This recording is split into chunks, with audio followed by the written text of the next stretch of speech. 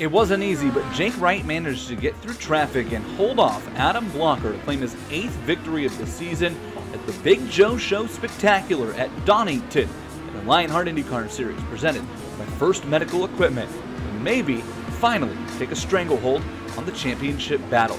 The race itself started with not Wright, but rookie Adam Blocker sitting on the pole for the first time in his Lionheart career. Chaos ensued in lap 2. Joe Flanagan, making his series return, spun out of the top 10 before rejoining unharmed in 16th, while Vincent Blumenthal got in too hot to turn 5, making contact with Mitchell Muller, damaging both cars. Lap 8, more trouble for Blumenthal. Flanagan had just lapped the damaged car and was hit from behind as Blumenthal lost control under braking in the chicane. It would end the day for both cars. 2 laps later, it was Joe Branch getting hit from behind, exiting the first hairpin, this time by Scott Bolster. Branch would end up on his lid, ending the race for last week's winner. Pit stops would begin on lap 12, with Jason Galvin among the first to hit pit road. Wright would follow on lap 13, 1 lap before Blocker, who encountered some lap traffic on his way in and would lose the lead to Wright during the exchange.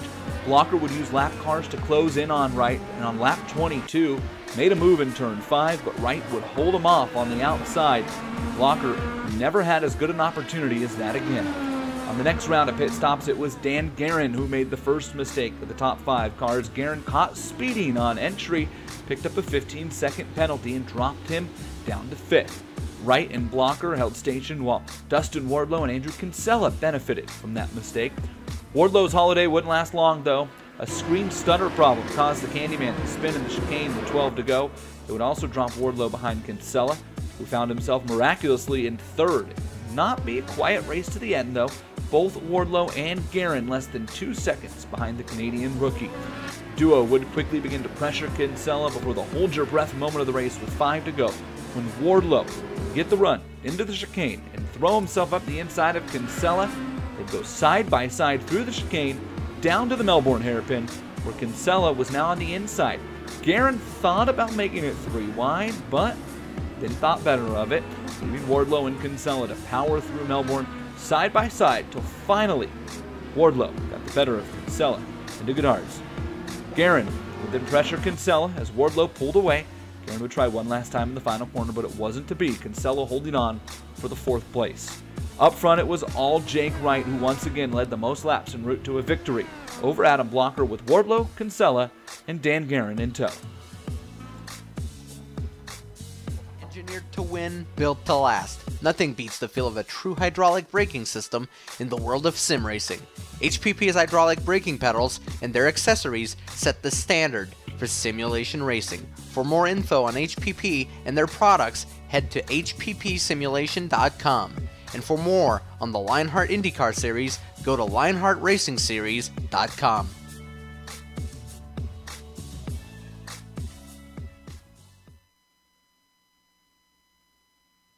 The lights are off and away they go. Extremely loose. He's managed to hold on and he missed the complete that. He's crazy. Side Freitas is on the grass on the infield before. He slides through. He tags Richard Eck.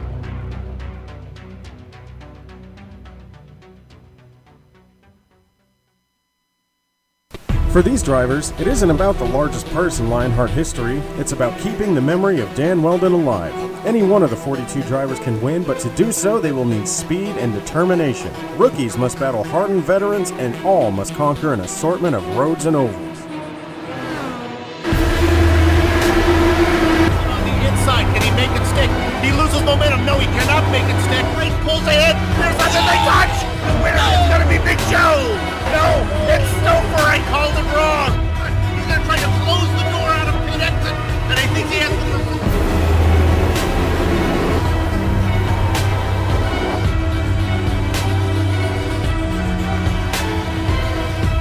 With the history of double-digit winners per season, the challenge will be harder than ever. Which one will ultimately be crowned Lionheart champion? You're watching the Lionheart IndyCar Series presented by First Medical Equipment, the premier American open-wheel championship on iRacing, exclusively on GSRC.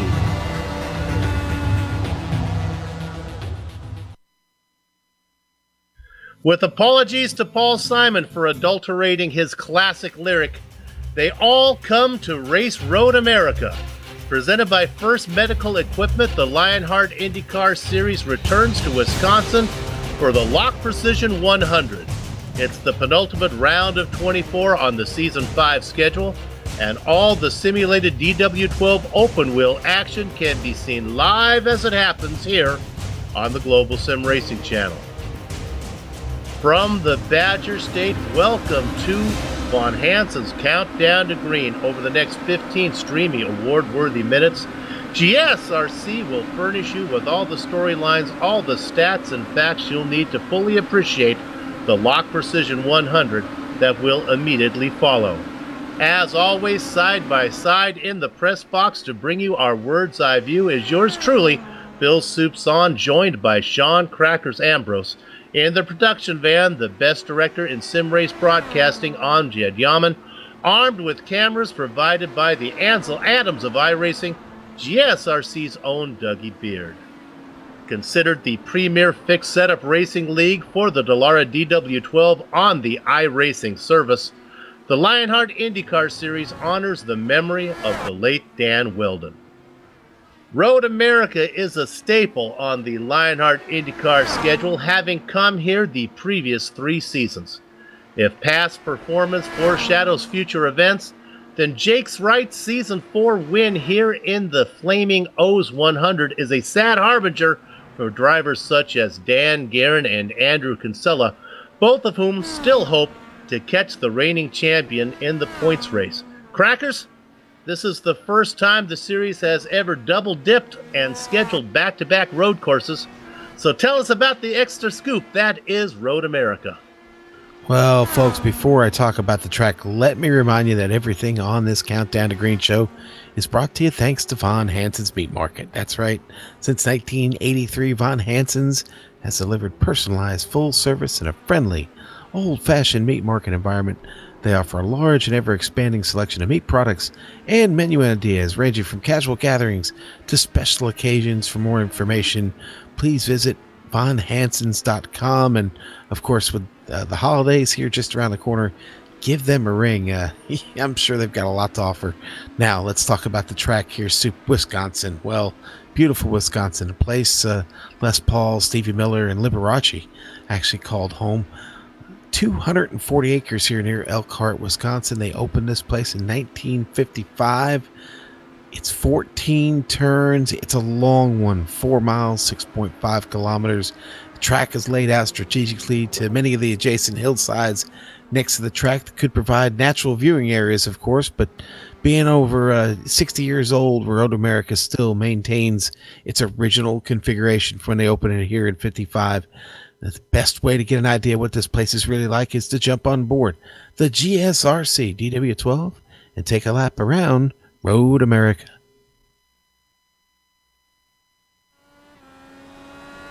All right, we've got Amjad Yaman in the GSRC DW12, so let's do a lap around Road America. Turn 1 comes after the longest stretch of the track, but still, it's going to require some guts to outbrake someone into this medium-speed 90-degree corner. The important thing is to avoid putting a wheel off into the grass on the outside. From there, it's a short blast downhill into 3, which has one of the most critical corner exits on the circuit. Failing to get a good run out of here is going to leave you vulnerable to attack down into 5. At worst, they might even be able to breeze by you before the braking zone at the end of the long straight. And turn 5 really is your best chance at a pass, with it being the tightest corner after a long time on the power. Just be careful not to overshoot it by focusing too much on your opponent and not enough on your brake marker. From there, we start climbing back uphill and crest as we slow the car for turn 6. Loss of grip will be a serious problem here for anyone who brakes too late. From there, it's a small lift through 7, and you're now into the hurry downs. If you're close behind your opponent, a surprise pass into 8 is possible, though difficult. Not much time to relax though, because the track switches back and now you're into the carousel. It may feel unending, but you gotta be patient to be ready for when the time comes to punch the gas. And with the downforce that the big wings of the DW12 creates, you won't be off the power until Canada Corner. The kink doesn't require a lift if you hit it right, but at 180 miles an hour, it's still terrifying to execute. By now, we're into the kettle bottoms, which will gently bend left twice, and then you've got to line the car up for Canada Corner. This is another good spot for a pass, and if it's the final lap, it's now or never to make it happen. From the lowest part of the track, we climb once again up through the fast left-hand kink of 13, then hold left and make sure we get the line right into the final turn. Once again, focusing on your exit out of here is far more important with it dumping you onto the longest stretch of the track. It's a steep run uphill past the pit entry, and if you got everything right, you finished a lap around Road America.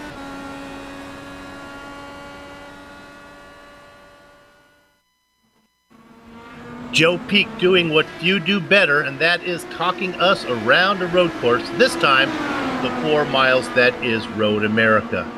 And now I'm not sure if I can be as eloquent as Joe, but I'll try to talk us around the point standings. Let's start by looking at the Drivers' Championship, and we'll start off by doing a little math. Jake Wright leads Dan Guerin by 73 points. If Wright were abducted by crazed Martians and had to miss the next 2 races, his drop race insurance would pay him additional 27 points. Add 27 to 73, and you get a cool 100 points. All right, 100 points over the next 2 races is doable for Guerin, especially when you consider the season finale is a Triple Crown event that pays double points. So while Wright is comfortable, he is not a lock. For Andrew Kinsella, he's got to hope the flying saucer that grabs Wright has an extra seat for Guerin, because 142 points behind the leader and 69 behind Guerin will require a lot of misfortune to fall upon the drivers he's trying to catch. Kinsella's attention might be better focused to the rear. Michael Goodman has a real chance to steal the top rookie honors away from Havaketch. No interval between Galvin in 5th and Yasik in 10th is greater than single digits, so there's lots of room for movement there. Let's go ahead and move over to the team championship now, where things have surprisingly tightened up. Adrenaline Motorsports has outscored No Name Racing the last 3 rounds. You know, the Philadelphia 76ers could use the Adrenaline brain trust on NBA Draft Night, because Adrenaline signed the top 2 rookies this season in Kinsella and Goodman. And unlike the Sixers, Kinsella and Goodman actually produce in their rookie season. Meanwhile, the 5-driver force that is No Name Racing remains in the lead by a substantial 189 points. The other spot up for grabs is 5th, with Dragonfly Racing leading Controlled Chaos by a mere 60 points. All right, Sean, I stole a little bit of your thunder there by talking about the rookie championship between Kinsella and Goodman, but they aren't the only 2 rookies. No, not at all, Soup, and that's quite all right, buddy. Let's look at those rookie standings now. And it is Andrew Kinsella there at the top, and Goodman trailing by just 63 points. But look at the battle here. The battle for 3rd. Yes, Wardlow just a point ahead of Ryan Otis. Boy, what a race this is going to be tonight. Those 2 coming right down to the wire. Scott Bolster has not been mathematically eliminated from this, Soup. Anything can happen here over these next 2 races. A little bit further back there to Collins and Paulson, but those 2 hanging on. And then you've got the battle there between Moeller and Adams there for 9th. They just separated by 5 points over these last 2 races. And there with Brian Greenlee, who knows, maybe with a little bit of luck, he can get into that battle there and crack into the top 10. Now, let's look at the manufacturer standings real quick. And that is going to show you here that, well, Chevrolet still sitting on top, 3,290 points, followed by Toyota with a chance to get this thing won, just 28 points behind. The Blue Oval had a valiant effort this season, but it looks like they're going to finish 3rd. And, well, Tesla, it's been a bit of a struggle for the electric manufacturer this season. Soup, they found themselves buried in 7th. Now, let's look at the Sim Money standings one time here real quick. $2.6 million for Jake Wright. Dan Guerin, about a little less than 500,000 back there. Those are our only 2 at the 2 million mark. Kinsella, who knows, maybe a big night tonight gets him to the 2 million mark. We'll see here. You go all the way down to 10th. Brian Yazik there, $1.1 million, Soup. And so our top 10 all over $1 million. It's been a long season, and this has paid off for several of them in the Sim Money standings. We're having a little fun with that this season. Honestly, I hope it makes it back next season. I agree. I think it's fun. If only it were so easy to make money in real-world racing. Okay, longtime viewers now should not, I repeat, not take this opportunity to go to the kitchen and fix a snack, because while GSRC once again shows the series details, Professor Lugnut, a.k.a. Sean Ambrose, a.k.a. Crackers, will be lecturing about another setup parameter. Professor, what's on the syllabus for this afternoon? Soup, what is on the syllabus for September? You know what's on the syllabus? It's ride heights. We're going to talk a little bit about ride height today. All right, now, All right, let's follow me on this one, okay, Soup? Ride height is a measure of the clearance of the bottom of the car above the ground. Do you follow me on that? I do. That seems simple. Okay. All right. Now, it is simple, but the height is set when the car is in the garage. And that's the static ride height, okay, when you set the car up, right? The static ride height is almost never the actual ride height of the vehicle when it's on track. Why is that? Well, air over the wings create downforce that push the car into the track.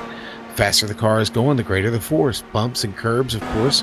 When you hit those, well, that changes the ride height, and that leads to ride height almost constantly changing.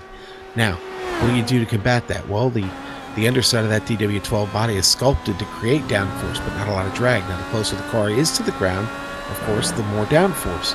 This means the car works best when it's set up so that the bottom of the car is just a fraction of an inch off the road at the ends of the longest straights and through the highest speed corners.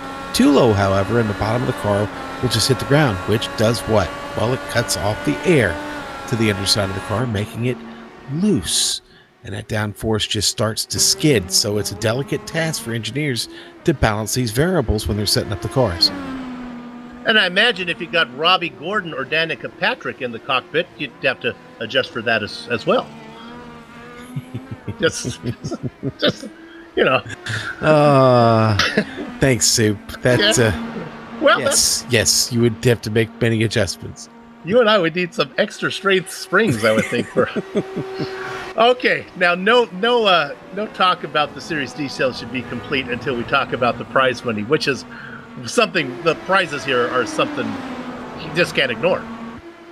No, sir, and boy, $1,800 in cash overall, with the league champion winning $250 of that plus. Oh, so $250 doesn't sound like enough? Well, okay. They're going to throw in a set of these HPP pedals valued at $1,250. Total cash and prizes throughout the league, $3,450. Soup. Whew. Yeah, it's a pretty... And listen, there's a lot of stuff. And I'm sure George is going to come up with even more stuff to send out to our winners this season. We talk about it, but it really doesn't do justice to the cool... like posters and race cards that he gives out to guys too, that you kind of look at it and say, boy, I'd like a set of those. Yeah, definitely, yes. All right, the Lionheart Poseidons are always responsible for swirling up the weather. What did they give the drivers on this Wisconsin afternoon? You know what? They've given us a pretty beautiful day, actually. Mostly cloudy, 84 degrees. Now, it is 95 degrees on track. That's could be an issue. We'll see, okay? It's only 25 laps. I say only because these guys are doing 1 minute and 43 second laps. Soup, it'll go by pretty quickly. So not like it's going to be an endurance race today for them. They will have to manage that track a little bit. So it's mostly cloudy, a little bit of humidity. Qualifying is over, and it looks like Jake Wright's put it on the pole, Soup. We have a little bit of time here before we go to the grid because it's a full pace lap. Let's quickly go to the race details, Sean. Okay, so they just wrapped up the 4-lap lone qualifying here. It is a 25-lap race tonight, 100 miles, folks, 75% fuel in the tank. They'll need 2 stops. That fuel stint, about 9 laps. Incident cap, well, you see it there on screen. Not a lot allowed here, so you'll have to be on point this evening. Fast repairs, you never get them here. They will get push to passes. That's that extra boost, Stoop. 10 opportunities to use that. It will be used at Road America here tonight.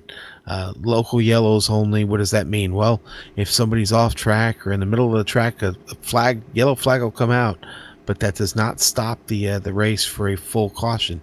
So, lots in store this evening. It's going to be a fun one here at Road America.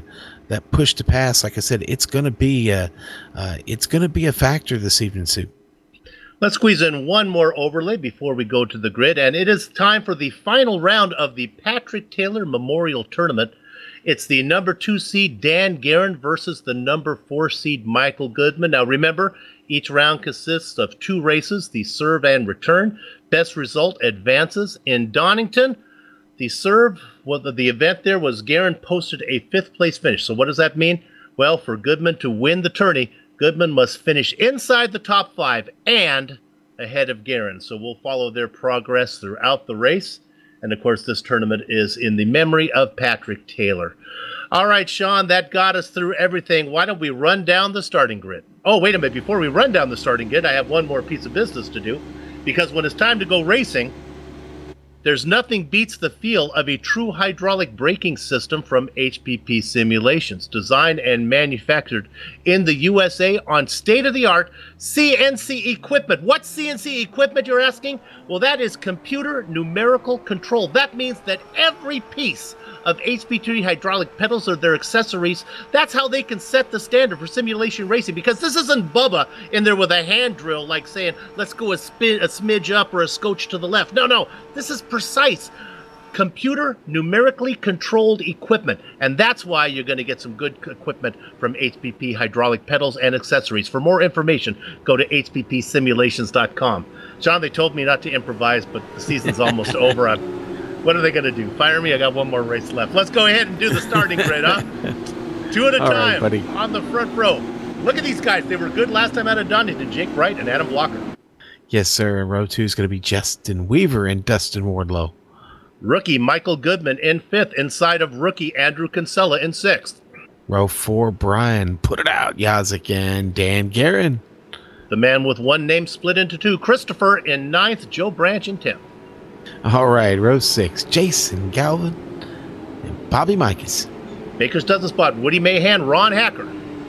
All right, row 8 going to be Joe Flanagan. Flanagan back with us again, Soup. And Good. Rory Collins starting 18th.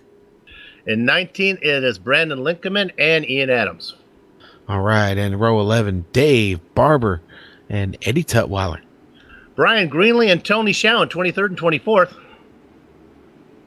All right, Soup, 25th and 26th. That's going to be George Anzaldo and the Big Joe Show, Big Joe Hasser. Isaiah Dupree in 27th, flanked by Jack Bogan. All right, row 15 going to be Mitchell Moeller and Robert Bluen.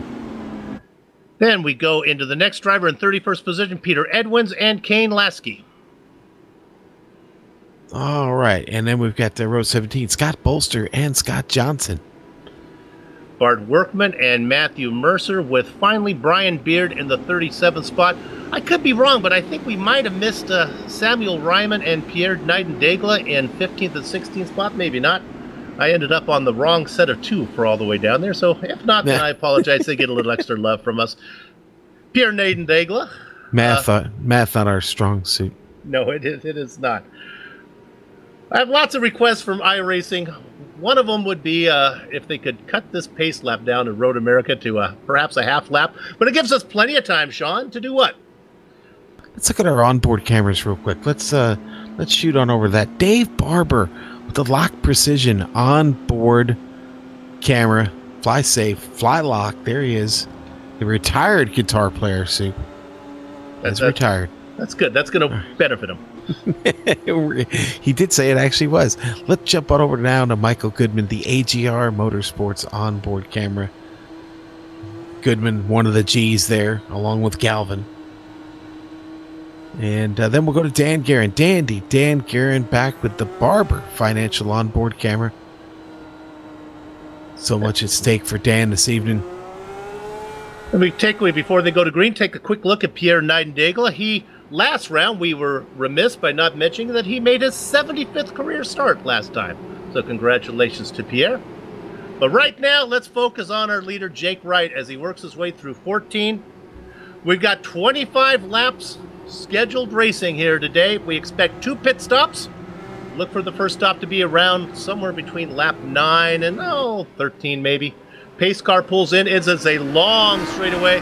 But Jake Wright doesn't wait. The pace car pulls in, and the champion gets a jump. He is out in front, tucking in behind in second. That's Blocker in the blue car. Justin Weaver, the Candyman Dustin Wardlow being challenged on the inside, peeking in there. Have a catch Kinsella, but he backs out. Watching them all the way back to the field. Everybody makes it to turn 1. Now the battle is down into turn 2. They are side by side a little farther back there. That's the yellow car. In a battle, Joe Branch gets the best of Brian Yosick. They start to go single file. Sean, this is where you thought things could be trouble here. 5, 6, and 7. Cars get a little shaky, huh? Watch it, watch it, watch it. First time through. The leader is through. 1, 2, 3, 4, 5. Looks like everyone negotiating 5 well. Getting stuck on the top side. A little bit of contact there between Galvin. Got into Brian Yosick. Galvin's going to get the best of that. He moves up into 10th. Yosick got elbowed back to 11th. Everybody else through. Jack Bogan trailing the field. Just being careful back there, running in last. So far, so good, Sean. So far, so good indeed, Soup. Not a bad deal. Now a little bit of a checkup. They all negotiate the gate. How is the kink in the Dolores? Is this flat out, I would imagine? It is, Soup, yes. Oh, Dave Whammy Barber had a problem. I think it was there in the carousels when we're going to catch him. Oh, yeah. Yeah, Dave's just going to get out a little wide here in the carousel, Soup. And he goes off into the sand. You're not going to report also that Jack Bogan, I thought he was sitting back there just relaxing, but actually he got turned around. Now, my apologies, Jack. There was a little bit of an accordion effect there, and you got the worst of it. You were at the front of the bellows. We are back live. The first lap is completed. What do you got? Bart Workman off in the final turn there in turn 14. Little bit of a tap on the left side of the car. And that left a mark, Soup. He's got some wing damage. That could be trouble. He was racing in 32nd position. He's going to fall to the very back if he's able to continue. There are no fast repairs in a Lionheart race. This is big boy racing. And this is going to be too early for 2 pit stops. Meanwhile, up in front, you can look at Justin Weaver running in 3rd position. Jake Wright, your pole sitter, he was fast by about... Oh, Guerin has had trouble. Guerin spins it. Right in front of rookie Michael Goodman. That's that turn 6, Soup. He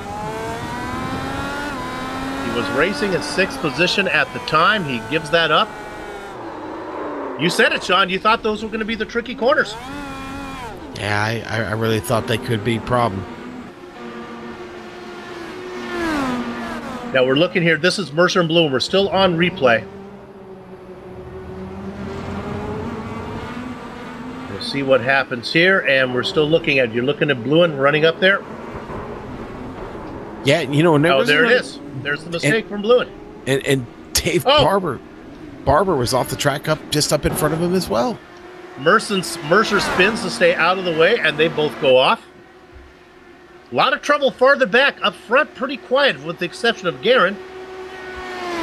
Boy, Pierre Degla and George Anzaldo haven't quite the battle. Degla just got past Anzaldo, but it did not come easy. That puts Degla now up to 20th.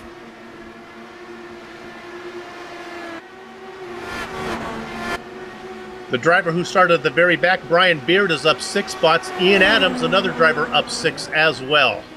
Adams racing in 14th spot, though. He's having a pretty good run.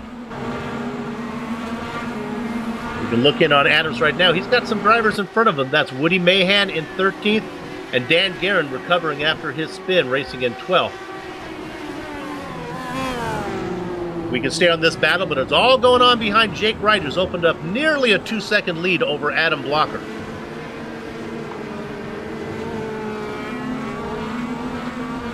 Looking at it there, the yellow car is, of course, Ian Adams.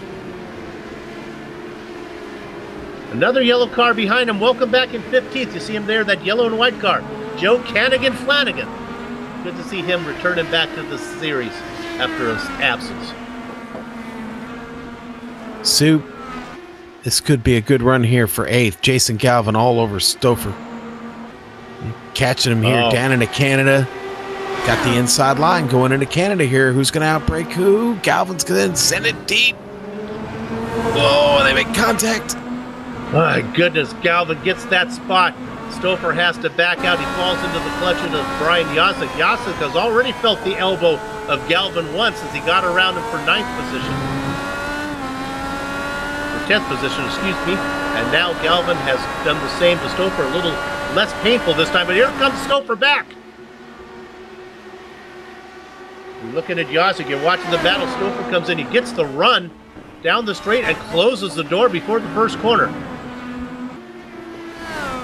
Flanagan has had a spin. Yeah, he has, Sue. I think the car is still straight. He's going to be all right. He was in 17th at the time. He's fallen, lost 4 positions. He backed the car in nicely. We're looking there at P9 now. We'll go up and we'll look at this battle. This is Yazik being challenged by... Now, what's Galvin? We missed that. Galvin has fallen back, so Galvin must have made a mistake. Remember, he had got up to 8th. Yazik had gotten by him there. Didn't exactly see the pass.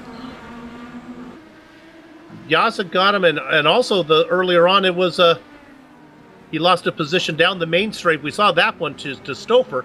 So after Stouffer got around him, Yazik did the same. So Galvin back to 10th.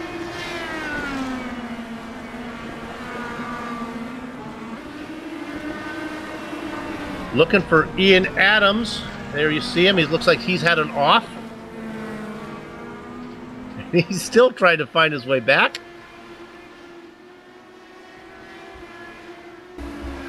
And now we'll look up at P2. Oh.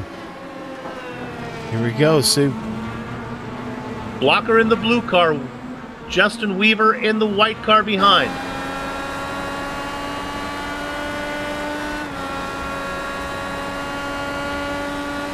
Down the main straight, he'll be able to, about 8 car lengths there. We'll see if he can pull up, see where he can make up ground. Let's stay on this a little bit. We haven't really been able to watch much fighting going on as we look out the back of Blocker's car.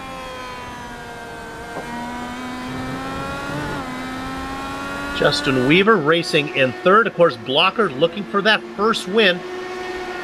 Almost got it last time. Just behind them, Kinsella and Wardlow have the same battle going on, Sue. Kinsella, another rookie. Oh, Wardlow gets a little bit loose. Yeah. Big mistake from Kinsella. Oh, that was Kinsella. I apologize. Yeah, it was Kinsella in the plasti tip garage car. So that gives a little cushion to the Candyman racing in 4th.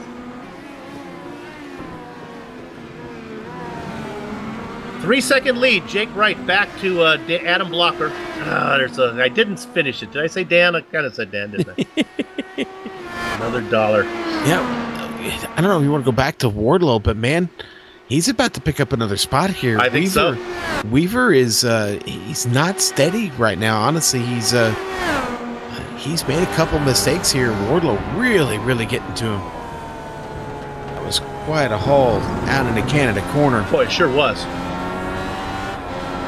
I would expect now, watch as they come around here to have 14. Let's see what kind of drive that Wardlow can get off of 14.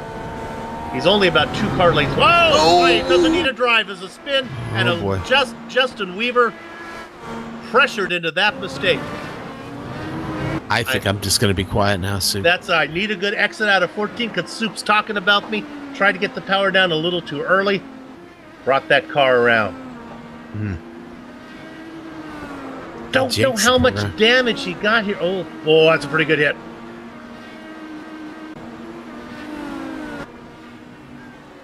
Bob Mikas is coming in for a pit stop. Not sure why that is. Probably too early for that. Oh, I think Big Joe's had a problem.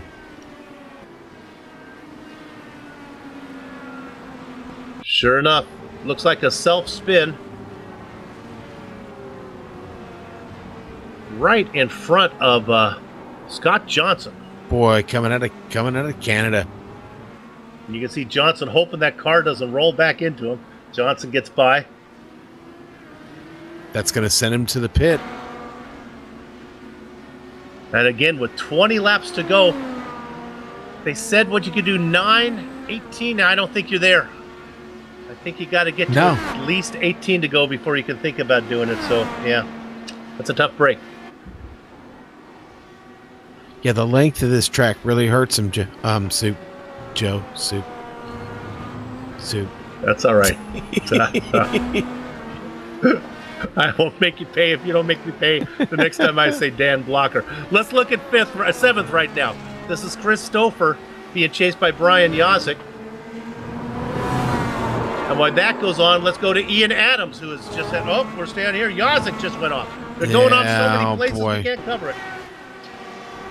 I took my eye off the live screen to see what happened to Ian Adams. They both spin. Let's go ahead. Look at Brian. You know what? Brian, yeah, he goosed it. Brian goosed it, and boy, that car got awful wicked on him. Into the tire barrier, beat it up. Jason Galvin's in the pit. And the Galvin. My goodness, this is a back marker's delight. Just keep the car on the track, boys. You'll get yourself a top 10.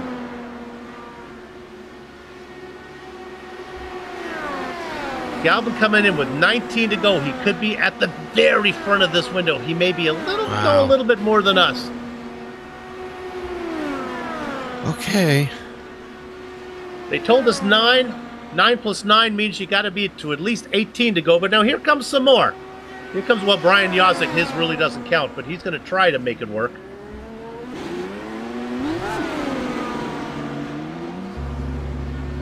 Leader of all the cars who have pitted. If my timing and scoring would be so kind to show me that, it would be Galvin.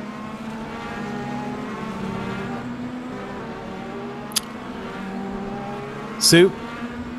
Justin Weaver's recovered. Now he's trying to take a position from Ron Hacker. He lost 10 spots after that mistake, battling up front. Oh, now the heat is on here for third. Kinsella threatening Wardlow. Well, it was. It was. Yeah, what happens here is Kinsella makes a little mistake, and then we'll watch this replay, and he falls back. And then, look at that. Then when we come back live, let's go there now, because Kinsella being challenged by the man trying to take the rookie championship away from him, Michael Goodman. They go down the main straight. Goodman will have the preferred position. They go into 1 and move him up to 4th. Michael Goodman have a catch, falling back to 5th. Right on board, looking off the tail of Goodman. Let's stay on this a bit, because here comes Kinsella back. This is a passing zone into 5. Kinsella has a nose in there if he wants to push it. I think he's going to do it. I think he's going to force Goodman out. Kinsella going to be able to get in there. Makes Goodman not get to the apex. He's still got a chance. I don't think Goodman can come across. He's probably not got the clear yet. He gets the run, and he gets a good drive into 6. Goodman able to hold him off for now.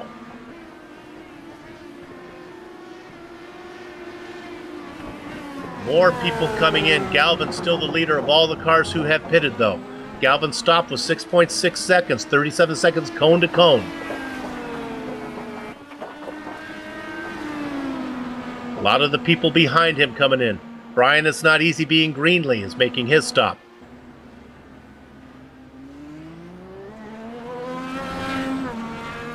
All this going on behind Jake Wright, whose lead now is only 2 seconds.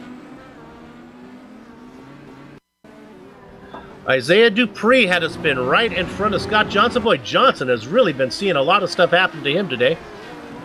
A nice little 360, though. Dupree gets it back out there. That's how you spin it, Soup. That's how you do it. That's the way to play it. Yes, sir. That was pretty. Yeah, a lot of these guys calling for their pit stops now, Soup, as they get ready to come around. Kinsella making a move on Goodman here, coming up the main straight, down into turn 1. Give that spot to Andrew Kinsella. He goes up to 4th.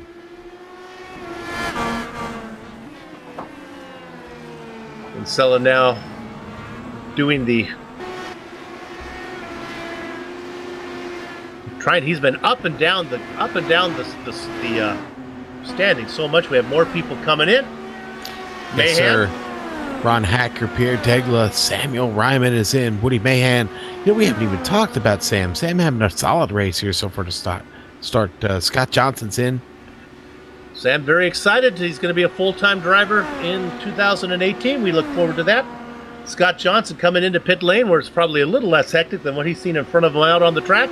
Samuel Ryman coming out. I guess that means I won't be able to get him to fill in for me, huh, Sue? Well, read the GSRC's commentator handbook. Page He'll 17 be fine. about priorities, yeah. He'll be fine. Galvin able to beat all those guys out, still ahead of Mahan and Ryman, leading all the cars who have pitted. Of course, we don't really know. There's 2 stops. Go ahead, Sean. Exactly. No, exactly, Soup. There are 2 stops, so we don't know. I think there's a little bit of strategy going on right now. Listen to all these guys calling in for their pit stops right now. I would think with Galvin pitting so early, he would be forced to fill it up all the way, though he couldn't afford not to. Jake Wright stays out.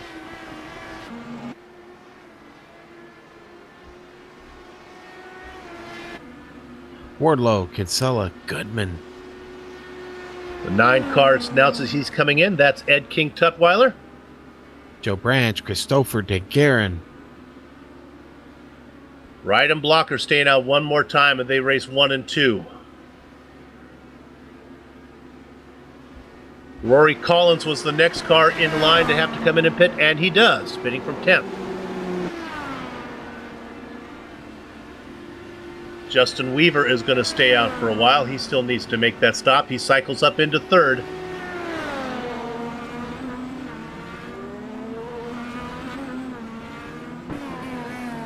Everybody pitting in. This is all good for Jake Wright. He's out in front right now with clear traffic. His lead, though, only 2 seconds. It's Blocker has been able to mind the gap. My clipboard shows me that Wright was actually ahead by more than 2 seconds. I had it at 2.7. Boy, it's really going to spread things out.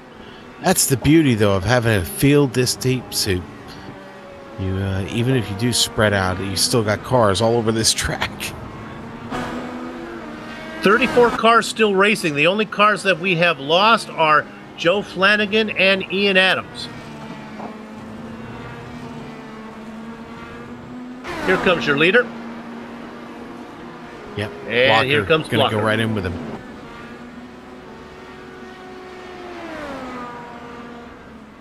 Blocker takes that car in really hot, trying to pick up any seconds that he can. We'll give you those numbers as they pull out. Weaver still waiting to make his pit stop. He's not there yet. Weaver and Brandon Limpkeman, the only 2 cars yet to come in. Last race, Brandon Limpkeman had his golden anniversary here in the Lionheart Series. Weaver comes in. Limpkeman raced in his 50th race last time. Blocker's out. Jake Ryder out. It's Wright first, then Blocker. The interval a little less than it was before. 1.3 seconds between them. It was 2.1 coming in. Jake Wright was in his box for 8.1 second. About half a second longer than Adam Blocker. Cone to cone time, identical. 38.6. Well, I think you gotta like what you're seeing out of Adam Blocker this evening. He is who's that? Justin Weaver, we talked about him staying out there a little bit too long. Well, he's trying to limp it in, and he makes it to his box. Luckily, does not overshoot the box. Otherwise, you can't have any power to back up. So that's going to cost Weaver some points. Oh, now he had some wing damage as well. Now that's taken care of. There's this front wing. That was from earlier. That was from that that little incident he had earlier, Soup, when he got spun around. Or when he spun around. So we'll see where he cycles out when it's all said and done. Weaver finally coming out now. Looks like he's going to come out, oh my goodness, how about 27th? Okay, Sean, the pit cycle is done. Why don't we run down the field? We'll take them 5 at a time. Stay with me, Director. Our leader, Jake Wright, out in front by 1.5 seconds over Adam Blocker. Blocker able to knock out about half seconds since I saw that last time, and maybe almost 2 seconds overall since I saw the biggest gap. In 3rd position, it is Dustin Wardlow, the Candyman, but he is almost... Oh, sorry, nice look at that. Go ahead, Sean. Peter Edwards off the course, out of Canada corner, sitting there on the inside of the track. Boy, and he nosed it in, and then the car kind of pirouetted half on. He did a good job of staying there so that Robert Bluen and Jack Bogan could get around. Soupy's still sitting there. A lot of cars coming by. He can't get out clean. Does not want to take a tow and doing a good job. He's off the racing line. We'll check back in on him later. And, well, now you can go. Maybe he's just enjoying the ticket. Pretty good vantage point right there. No, he's got to wait. Come back, we'll finish our rundown there. We're looking at the driver in 4th position. That is Andrew Kinsella. Who did Kinsella just get around? That was Robert Blewin, who just had it off. Kinsella racing in 4th. Sean, I'm going to throw it to you here once I get back to 5th position, which would be Michael Goodman. Boy, look at how the rookies have separated themselves now. Goodman about 4 seconds behind Kinsella. Go ahead, Sean. Who's in 6th? Stouffer has just had an issue. That looks like, what was that, turn 5, I believe. Turn 6. Is up there in turn 6, Soup. Boy, gets spun around right in front of Jason Galvin. You're going to see this. He's going to spin it here. He's going to try and get the car going again. He gets spun back around, back in the right direction. Here comes Jason Galvin coming through. Just gets by there. Galvin had to woe it up a little bit, then found a way around. All right, let's try to get going here, Sean. We'll go to P6. What do you got? Okay, Soup, in P6, I got Joe Branch. Joe Branch having a good run here so far, up 4 spots from where he started in 10th. Then we go back to Dan Guerin sitting in 7th. He's got Jack Bogan in between him and Joe. There's Dan in 7th. Jason Galvin in 8th right now. He's got Dan Guerin 8.8 seconds up in front of him. Then we'll go back to 9th. Chris Stouffer. That's where he's at. Stouffer riding in 9th. About a half a second there just behind Galvin. It's still a pretty good battle. Those two have been at it for a while. And then rounding out our top 10, it's going to be Brian Yazik. And we'll stop our rundown here as we go to 11th with Woody Mahan. He's in a battle with Samuel Ryman. This is a battle for 11th. Ryman's qualified in 15th position, up a couple, as is Mahan, who qualified in 13th. So things are settling down. Maybe we can stay on this one, get a feel for this one a little bit. Sean, this is a good passing one. They come down into 5. Ryman's a little bit too far back, though. Man, Stouffer and I'm sorry, but Stouffer and Galvin just ahead of them, but going back and forth here for position. Stouffer just got by Galvin back in turn 5. Galvin trying to fight back out of turn 6. So now we're seeing that Goodman has had an issue.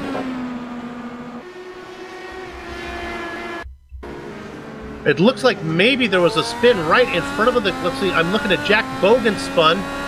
No, that wasn't it. Bogan spun right in front of Goodman. Okay, we're going to ride on board with Goodman now and see what we got. Oh my goodness! Just took that car in deeper than beatnik poetry and just couldn't get it woed up before the beach.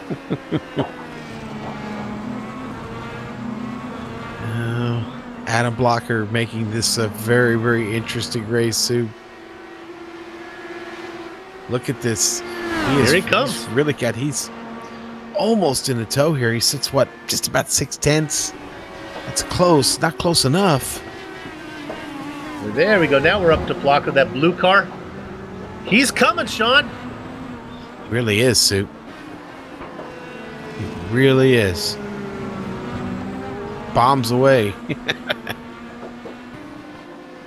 I haven't used this one in a while, but passing Jake Wright, it's like my dad used to say, like milking the rooster. The hard part starts after you catch it. Right now, Blocker, he's there. Now the question is, does he want to force the issue now, or does he want to wait for one more pit stop?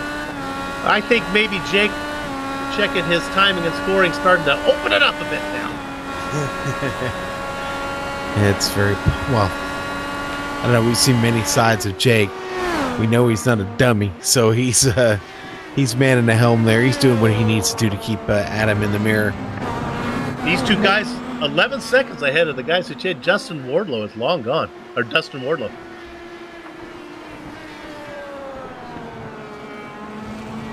Yeah, the Candyman really looking good here tonight. Eyeing a podium finish here. If you could just keep the car in the gray, stay out of trouble. Got to get through this traffic, though. Brian Beard gets out of the way. Now he's got to get by Matthew Mercer and Brian Greenlee just up the road in front of him.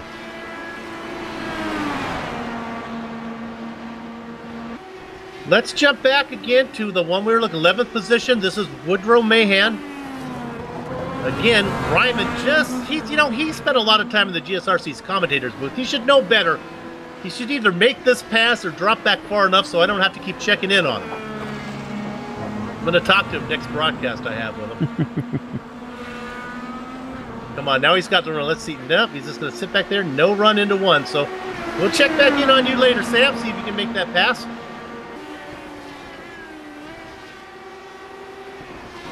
Sam performing really, really well, Soup. I mean, second race with these guys, second road course, and he's definitely proving his worth here. Woody Mayhem better watch out because Sam's got him set up here. Oh, battle for sixth. Here comes Goodman. Humble McGarren. Oh, dang, it's a little shaky there, Soup. Garrett again trying to make up for the mistake earlier.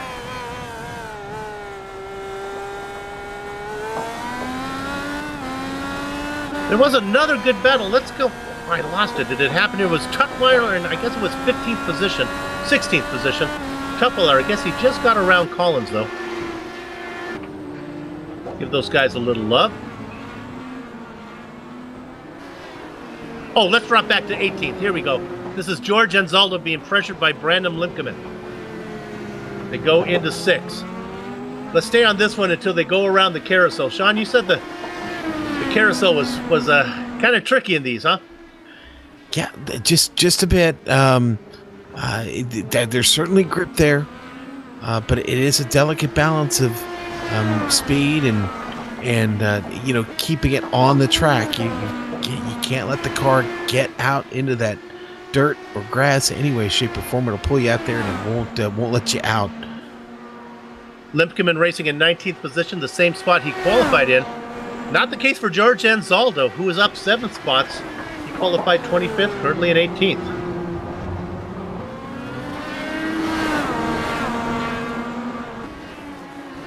Jason Galvin in for a pit. Oh, Bobby Mikas follows him in as well. Galvin was first in the first time, so we would figure he'd be first in for the second stop as well. This is with 10 to go. He is really pushing it, how far he can go. Meanwhile, the interval between the leaders, 0.6 of a second.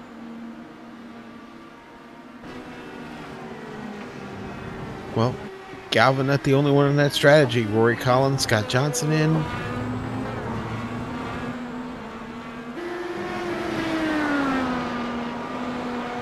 Yeah, the pit lane picking up right now.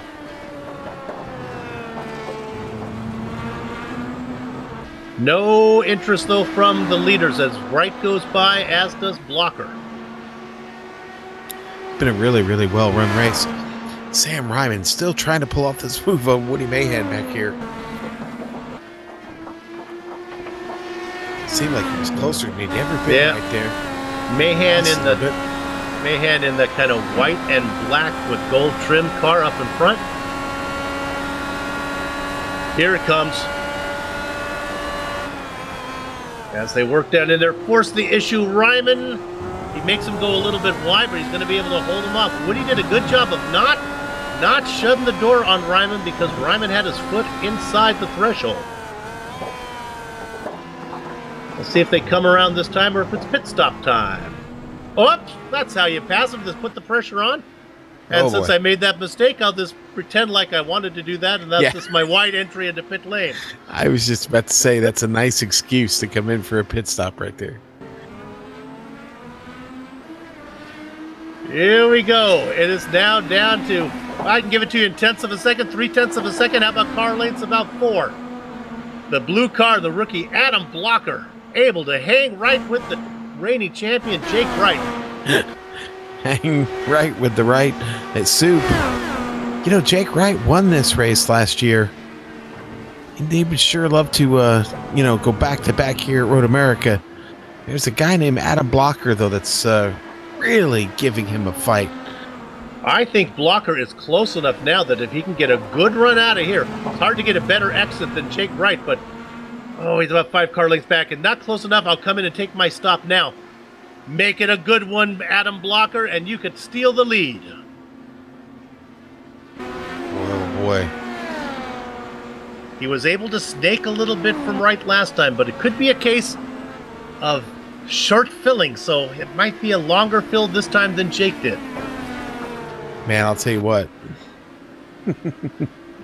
You ever needed a perfect pit stop, here it is. Dustin Wardlow and Andrew Kinsella come in as well. In that battle between the rookies, Kinsella getting the best right now of Michael Goodman. Goodman is ahead of him on the track, though, as he's stayed out. Goodman actually in second position. Let's look at Goodman real quick. He's kind of in a hornet's nest. He's got Dan Guerin right behind him. That was a short stop for Blocker, by the way. 7.4 seconds in the stall. Yep. He didn't need a full tank. He only needed enough to go 8 laps.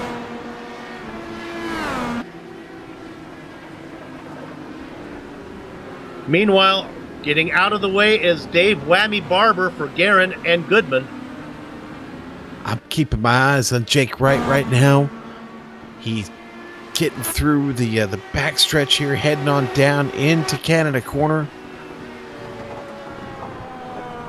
And for Blocker, he's got clear track in front of him. He's about 20 car lengths before he gets to Matthew Mercer.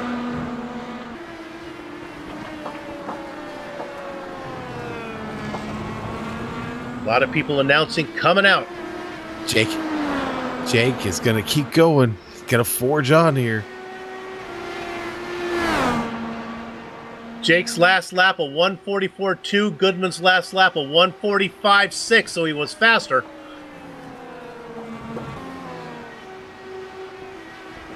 Some of that may be Goodman getting his car up to speed coming out of pit lane. That might not be accurate, but right now, Wright has this traffic to deal with, and he does a good job of getting around Scott Bolster. The rookie Michael Goodman coming in. That's going to put Dan Guerin up into second. I think Guerin's got to come in as well, right? Yes, he does. Jake Wright just getting out of turn 6, getting around 7 now.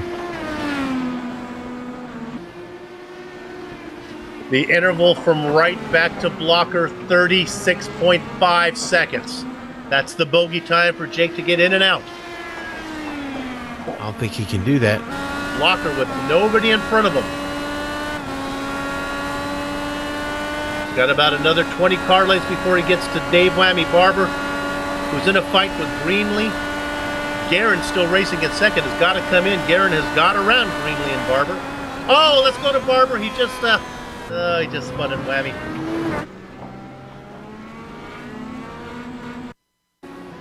Oh no, and we stay on it a bit because he collects Big Joe Hassard. Stay on it for a while. You might want to go after Barber brings it out, you might want to go on board with Hassard. Oh no. Oh, Soup, I'm sorry. I know we're on the replay. Jake Wright called for his pit. Jack Bogan was on the inside of him. He couldn't get into his pit stall. He couldn't get into the pit lane. We'll stay that. Here we go. Now we'll watch. Look at there's Bogan. Wright couldn't get there. Oh boy. Well, that's why you shouldn't procrastinate. That's what my mom taught me. He had to slow down, and then Jack was still there, and he just made the decision to speed up and go. Didn't get crushed too much. The interval's still 36 and a change between him and Blocker. Dan Guerin coming in for his stop now. Big Joe Hassard has taken a tow. His day is done, I believe, after the contact with Dave Whammy Barber. That's a shame for Joe. He was having a decent run. Yep. He didn't deserve that fate.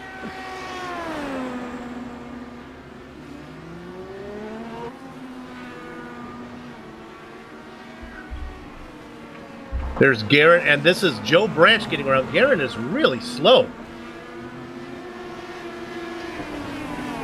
Guerin now being pressured by, that's Goodman. Goodman, yeah.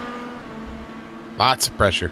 That was Joe Branch who just got around him, so that's a nice battle for fifth as we wait for our champion to come in for his stop. Here he comes. Now he makes it. Adam Blocker is out of the carousel, just going through the kink right now. Seems like such a long way away, but these cars are so fast. this is a long pit lane, Soup.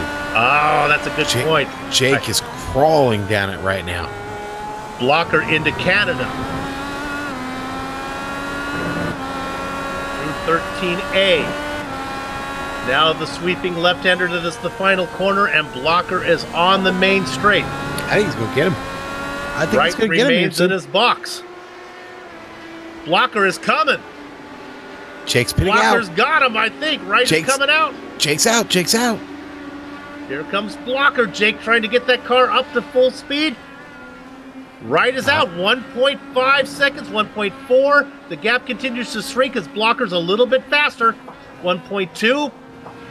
But he's out there now. Jake Wright gets it done. Soup. Adam Blocker, 38.1. Jake Wright, 37.7. That's your bogey time there for both of them. Yep. I really thought Blocker was going to get him. I did. Obviously, I missed that. Well, Jake might have seen it coming and just might have decided to come out just to make sure he had the lead. You never know if he took enough fuel. 1.5 second lead. Well, Adam's going to have to do it the old-fashioned way, and that's to run him down and pass him on the track. 16 cars on the lead lap after all the pit stops have been done. Brian Limpkeman and Justin Weaver, the last 2 cars to make their stop. Wright, Blocker, Kinsella, Wardlow, and Joe Branch, your top 5. Yeah, and you know what, Soup? That Joe Branch 5th right there is under threat. Oh no, Dustin Wardlow with a big mistake. Sean, you saw it. What do you see? Well, see, I didn't actually see it. I wasn't able to pull it up on my replay. I'm watching now. Up under the Corvette bridge there. It's one of the trouble spots that we talked about. Yeah. There it is. He just loses the grip there, Soup. Good job from the car that was just behind him. Got around. I guess that was Michael Moeller who did a good job of getting around him without spinning the car.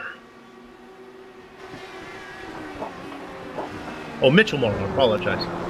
It's all right, Sue. I forgive you, buddy. Man, Dan Guerin trying to get this position from Joe Branch. I told you this 5th spot was not safe. So you look at Mitchell Moeller out into the beach. Now we'll go back to this battle. This is a good one. Branch in the yellow car, Guerin behind him. And then there's Mike Goodman. Yeah. 4 laps to go. That's a long time in Road America. 16 laps as they go around the lap car of Mitchell Moeller, who's getting out of the way. Mitchell running in 24th. He is the lead car, 1 lap down. If there were a lucky dog in the series, he'd be in position to get it.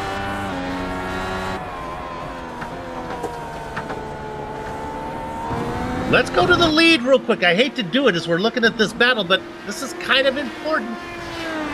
It was 1.5 seconds coming out of the pit box. Right now, it's down to 0.8 of a second. Darn it, Sean, I think Adam Blocker is faster. Well, he was at his last lap was the fastest of the race. Period. And I think that Guerin finally make the pass. Guerin got the pass on Branch. We watched it. We pulled away from it. We'll get the replay of it. Yeah, he just sets him up, gets under the Sargento Bridge here, and right behind him. Pulls a slingshot out, going down to the turn, take that inside position, and make it stick. And I don't think that's it for Branch, because I think Michael Goodman is hungry back there. Like to pick up a few spots. He's well aware of the rookie championship going on right now. Kinsella sitting in 3rd. He's racing in 7th. You can't forget about Kinsella. If Wright were to have some problems in this battle right now, Kinsella is in the position to win this thing. If Wright and Blocker were to get together right now, though, it's open it back up to a 2nd. And we still have 30 cars competing for positions here tonight, Soup. 30 DW12s with 3 laps to go.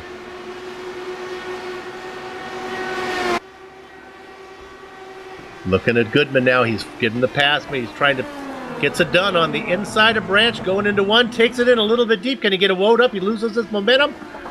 Branch trying to find a way around, can't get it done. Now Goodman should get a good run through 3. But he's close. Look at the toe that Branch has. It's that Ford EcoBoost power at work, Soup. Goodman gives him a little look to the outside, now ducks to the inside. I'm sorry, Branch looks to the outside, to the inside. Goodman, oh, he lost it. Wow. You do not see mistakes like that from Mike Goodman. Wow. I'm going to give a little bit of the credit of that one to Joe Branch.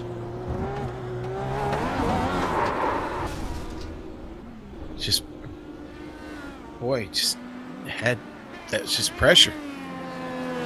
And now we see that the Candyman has also, we're going to watch it.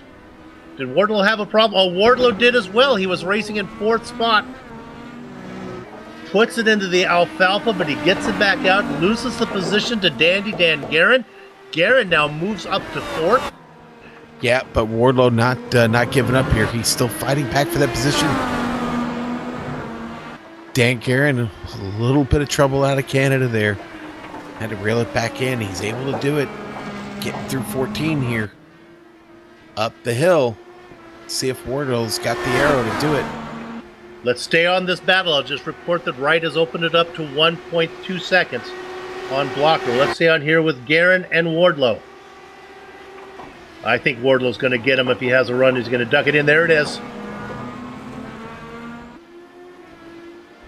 Now they go. Now Wardlow will have the preferred spot as they go through 3. Guerin will try to keep the momentum up on the outside. Wardlow does a good job of keeping off of Guerin, but it costs him any corner exit speed. And Dan Guerin able to fend off the pass by Wardlow. The Candyman can't, Soup. He can't. Well, he can't make the pass, but he could keep it off of Guerin, which is probably equally as important. Oh, no. Oh, no. Right in front of the yellow car of Joe Branch. Branch gets around him. Yeah. Boy, Dustin pushed that car for so long, and yep, he's struggling now. He's made it angry. The tires are angry at him. The brakes are angry at him. He's lost his momentum. That's a shame. The white flag has been unfurled. You're looking at Blocker in the blue car doing all he can. He's been able to get it down now to, my goodness, it's down to a half second. I just looked at it. It was much larger last time around, and now they have the lap traffic of rookie Isaiah Dupree. We don't know much about Dupree, but it's not only Dupree, it's Ed King Tutwiler as well. Dupree tries to get out of the way. He does. Wright gets by with a thank you. Blocker goes by as well. He's not quite as polite. He has more things on his mind than to say thank you right now. He's trying to run down Jake Wright. 0.4 of a second. They come up onto the back. That is Ed Tutwiler. Tutwiler's a veteran. He'll know to get out of the way. They go down into 5, though. Tutwiler can't make the car invisible. It has to be somewhere. Wright sits back. Tutwiler takes it now through 7. Now he lifts. Blocker through as well. Into 8. Sean, the gap 0.6 of a second. If he can stay close enough, maybe through the kink down into Canada, maybe Blocker might have a shot. I don't know. Looks like Jake is opened her up full bore. There might be no looking back now. Jake Wright looking to be the first driver this season to get double digits wins. He hopes to pick up his 10th. They work through Canada. Oh, and Blocker makes a big mistake. Wow. The 2 cars that got by were lap cars. Those are not going to cost him a position. That's doing all you can and a little bit more. Meanwhile, our leader has worked his way around the final corner. He crosses the start-finish line. Give the penultimate round of Season 5 to Jake Wright. Soup, that he's the first double-digit winner ever in the Lionheart IndyCar Series. Wow. We're going to look at the Adam Blocker replay.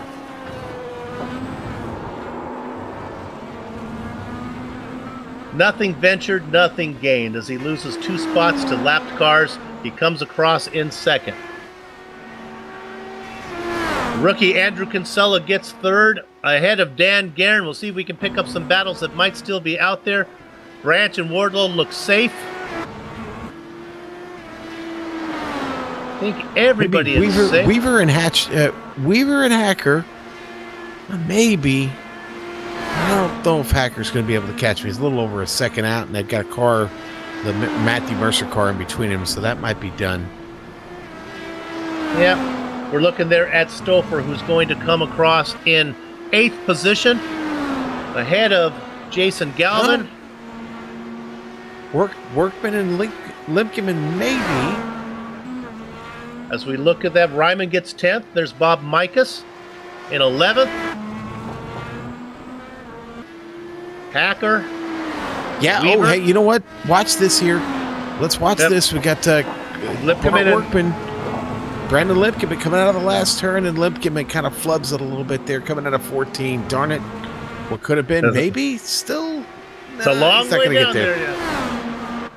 Workman gets 14th. Limpkeman gets 15th. We'll go to Johnson. Scott Johnson. Yeah, he's going to get Collins. Just ahead of Collins. I tried, Sue. I tried to find. We did balance. good. That's it, man. 18 cars on the lead lap. And about 30 cars finish the race, I do believe. What we're going to do right now, the racing is over here in Wisconsin, but our broadcast is far from done.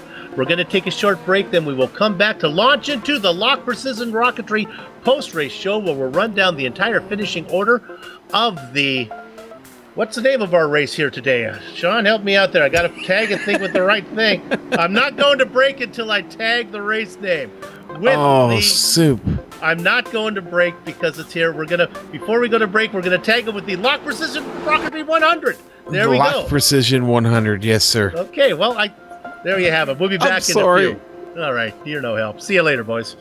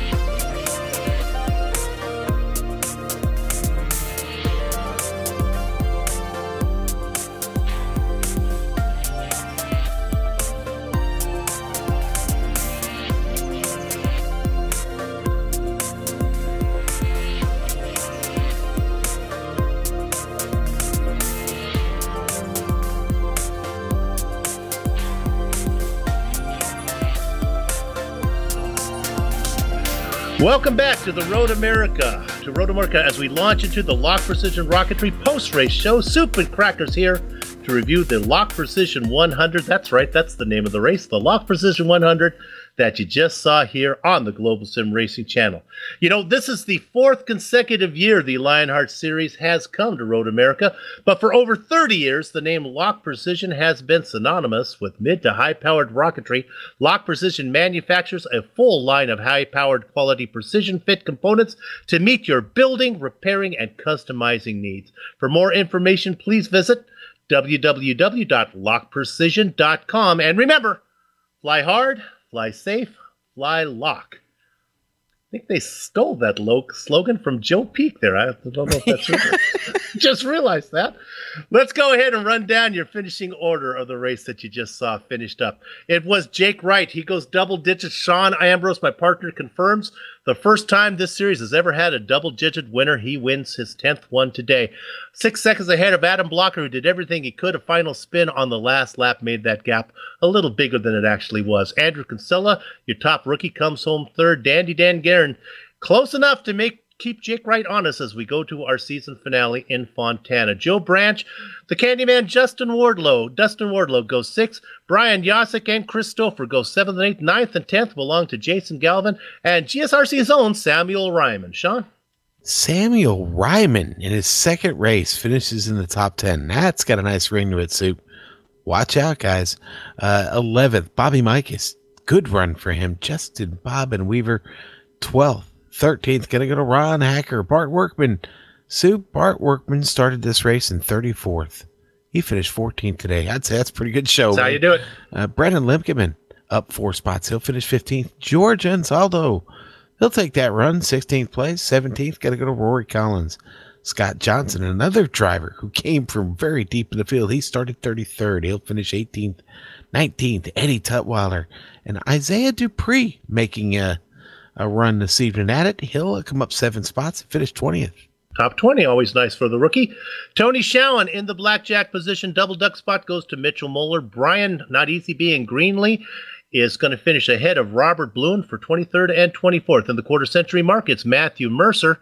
He's the last car 1 lap down. Then we get the cars that are 2 lap down. Michael Goodman, the rookie, did not have the race he wanted, as he's going to lose a lot of ground to Andrew Casella in that rookie chase. 27th position, Woody Mahan in front of Jack Bogan, and then followed by Scott Bolster. Brian Beard in 30th position. Sean, why don't you take the last guys out?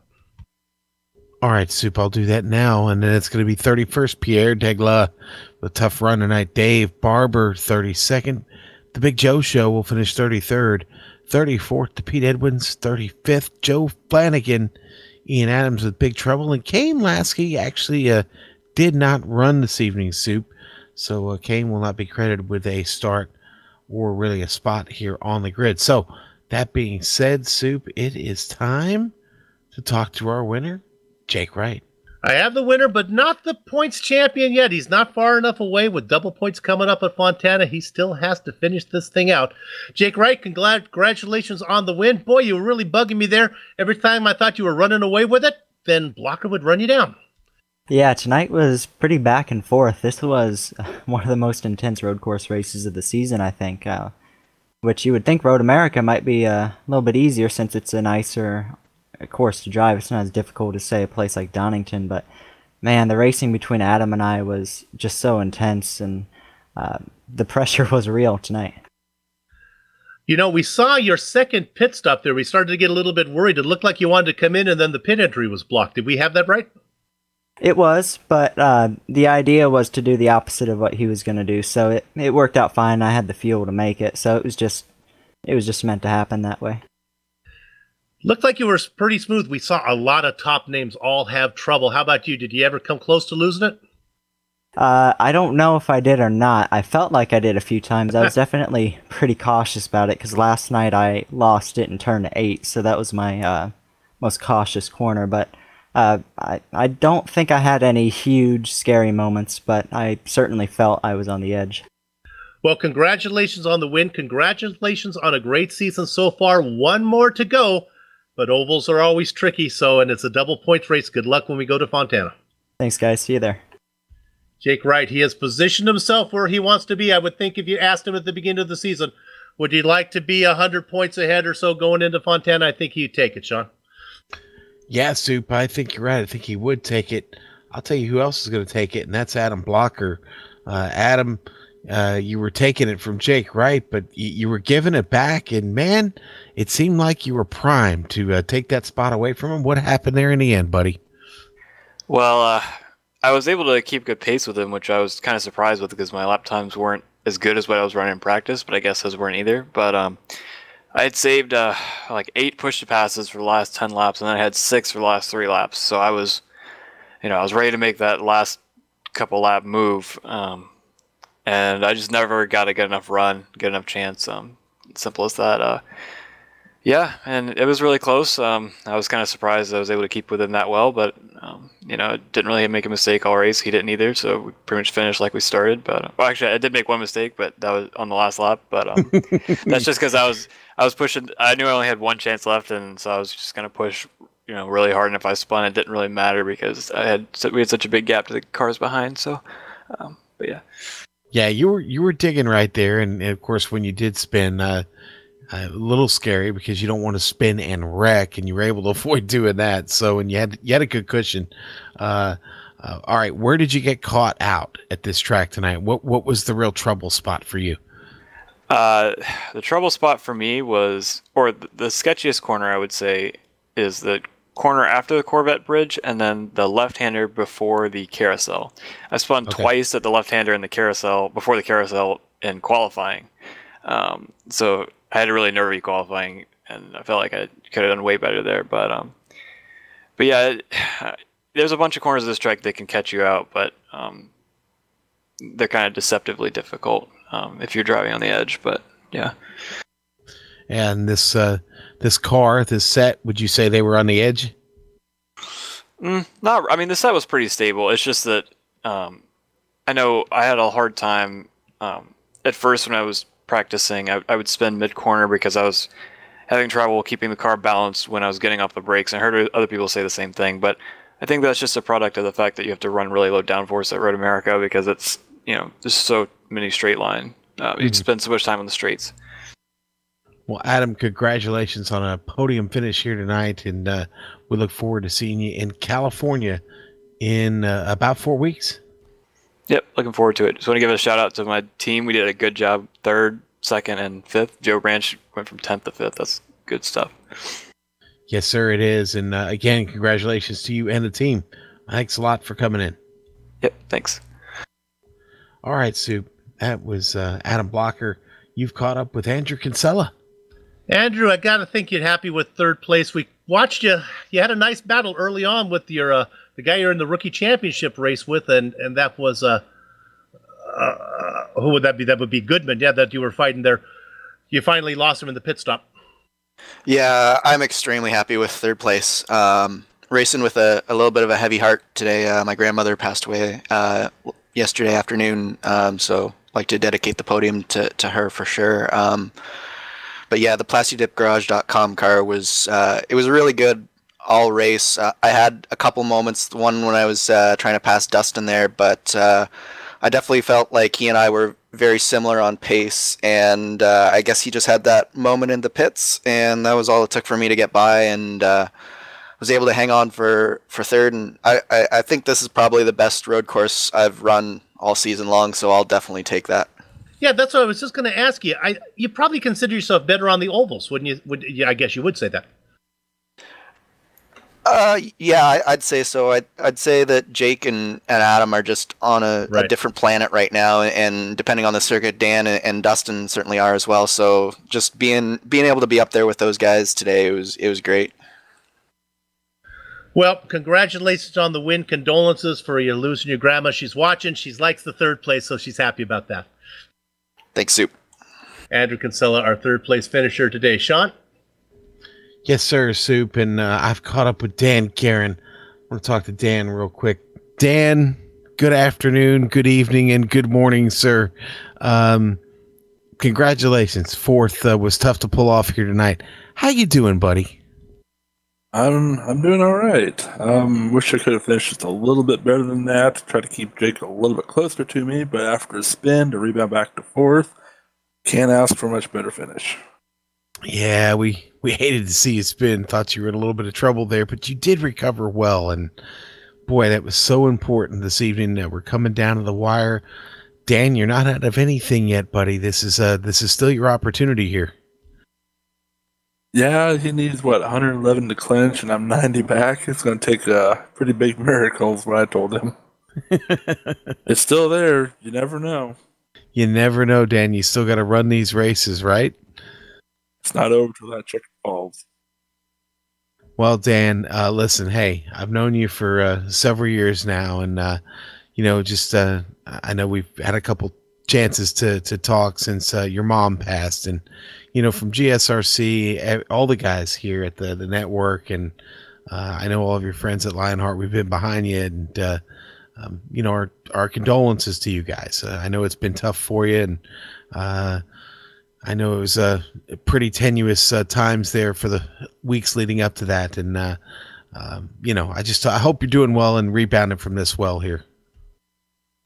Yeah, last week it was a little hard because I had put that she always messages me right after the race, and no matter where I finish, she was always proud of me. And so Dave kind of took that role over, and he messaged me then. He messaged me at night, told me that she'd be so proud of me. And the Lionheart guys, every single one of them, they're behind me 100%. They're there for me, especially Brian Greenlee. He messages me every other day to make sure I'm doing all right. David Cordy also, he's been by my side as well. I mean, all these guys are great. Cool Club, George, Pierre, Brandon, Dustin, Ron, they're all just fabulous guys, and then you guys as well. So I appreciate everything.